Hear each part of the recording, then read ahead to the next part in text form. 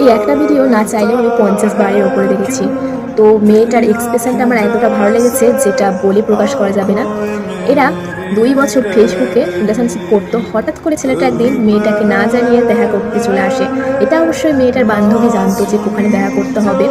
তারপর এই ভিডিওটা যখন ফেসবুকে আপলোড করা হয় তখন এতটা পরিমাণে ভাইরাল হয় যে অনেকেই কমেন্ট করে যে হয়তো এই রিলেশনশিপটা এখানেই শেষ বা আজকে এদের ব্রেকআপ হয়ে যাবে, কারণ মেয়েটা কোনো স্বাধীনতা করে আসেনি এবং করার জন্য কতটা প্রিপারেশন নিয়ে আসে বা মেকআপ করে আসে। মেয়েটা সেই সব কিছুই করে আসেনি, সিম্পলভাবে এসেছিল আর ছেলেটা সেই অবস্থায় তাকে দেখেছে। তো এই জন্য অনেকে বলছে যে এদের রিলেশনশিপটা হয়তো এখানেই শেষ হয়ে যাবে।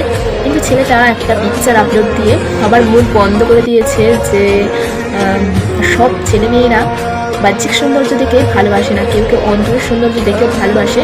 এদের অবশ্যই বিয়েও হয়েছে। তো মনের সৌন্দর্যটাই হচ্ছে আসল, বাহ্যিক সৌন্দর্য বেশি দিনের জন্য নয়।